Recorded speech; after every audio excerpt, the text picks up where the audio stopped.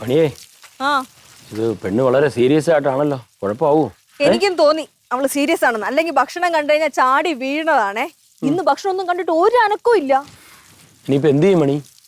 എന്തോന്ന് ചെയ്യുന്നു ചോദിച്ചു കഴിഞ്ഞാൽ പട്ടിണി കിടന്ന് മതിയാകുമ്പോ എണിച്ചു പോവും. അല്ലാതെ എണീറ്റ് പോയില്ലെങ്കിലോ? എണിച്ചു പോയില്ലെങ്കിൽ വണ്ടി വാങ്ങിക്കേണ്ടി വരും പുതിയത്. മണി നീ ഇങ്ങനെ പറഞ്ഞാലോ? അല്ലാതെ പിന്നെ എന്തോന്ന്? മണി എന്റെ അധ്വാനത്തിന്റെ ആദ്യത്തെ ഫലമാണ് ആ സ്കൂട്ടർ. അധ്വാനത്തിന്റെ ആദ്യ ഫലേ തൂക്കി തലേ വെച്ചോണ്ടായിരുന്നോ? ഇപ്പൊ കൊടുത്ത ആക്ര വിലയെങ്കിലും കിട്ടും. മണി ഞാനേ അവളെ സപ്പോർട്ട് ചെയ്ത് പറയാണെന്ന് വിചാരിക്കരുത്. ഈ വണ്ടി മാറ്റി വാങ്ങേണ്ട സമയം പണ്ടേ കഴിഞ്ഞതാണ്. ഇപ്പൊ അതിന് പറ്റിയ നല്ലൊരു അവസരം കിട്ടിയതങ്ങ് വിചാരിച്ചൊരു പുതിയ വണ്ടി അങ്ങ് വാങ്ങണം. പിടി മണി. മണിയേ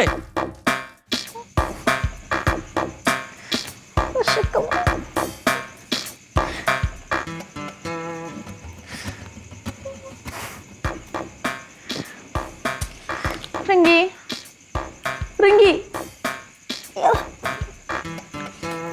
റിങ്കി റിങ്കി എനിക്ക് വിശക്കണടി. എന്താടി? എടി വിശക്കണ്. നിനക്ക് തോന്നിയതായിരിക്കും. പക്ഷെ തോന്നണോണ്ടല്ലേ പറഞ്ഞത് വിശക്കണെന്ന്. എടി എടി എണീരടി. വിശക്കണോ? എനിക്ക് വയറ് കത്തണോ റിങ്കി. എന്തുവാടി? വിശപ്പ് സഹിക്കാൻ പറ്റില്ല. എന്ത് വന്നാലും നീ വിട്ടുകൊടുക്കരുത്. Focus on your aim. ചേച്ചി ഉണ്ട് കൂടെ. മുക്ക് മുട്ടറ തിന്നിട്ട് അങ്ങനെയൊക്കെ പറയാലോ. നിരാഹാരം 1-ാം ദിവസം, ഇത് 2-ാം ദിവസം വരെ പോകും.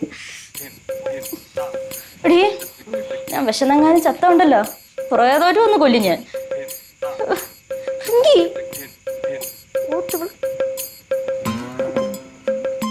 ദൈവമേ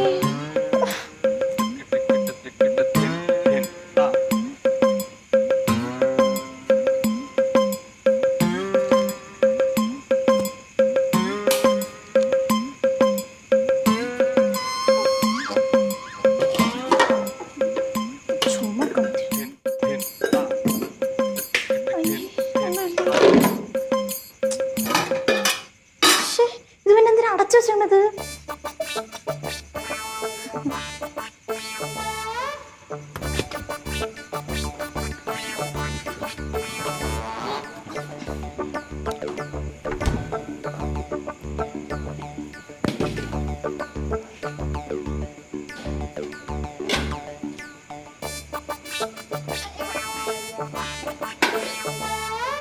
ചോറ് മാത്രം.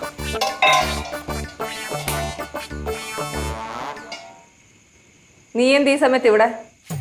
ഞാൻ ഇവിടെ എന്തോ ശബ്ദം കേട്ടിട്ടുണ്ട്. അതെന്തോ അവിടെ തുറന്നു വെച്ചേക്കണ പാത്രം? വിശക്കണപ്പോ ഭയങ്കര വിശപ്പ്. ഇവിടെ ഒന്നും ഇല്ല തിന്നാൻ. ഒന്നുമില്ല, വേറെ ഒരു സാധനം ഇല്ല. ചോറ് മാത്രം. അത് മാത്രം തിന്നോ. വേറെ അച്ചാർ എന്തേലും? അച്ചാറൊന്നുമില്ല. വേണമെങ്കിലേ കുറച്ച് ഉപ്പെടുത്ത് വെച്ചിട്ടുണ്ടോ? പിന്നെ ഒപ്പങ്കി ഉപ്പ് ഒപ്പം തന്നില്ല.